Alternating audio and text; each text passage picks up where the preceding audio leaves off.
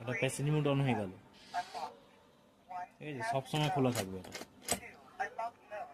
Unlock mode যদি on করতে যাস, প্রথম থেকে দেখাচ্ছি, এটা প্যাসেজ মোড দেখালাম, ঠিক আছে?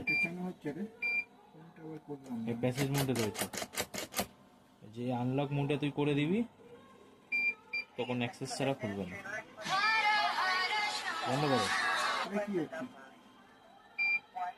না ডিসপ্যাচ কর, অফিসে আছি। 2 তে গিয়ে 1 দিলে মানে একবারই তোর ফিঙ্গারপ্রিন্টটা খুলে যাবে, আর 2 দিলে ডাবল আনলক, ফিঙ্গারপ্রিন্টও দিতে হবে, পাসওয়ার্ডও দিতে হবে। 1 দিয়ে দিলি হয়ে গেল।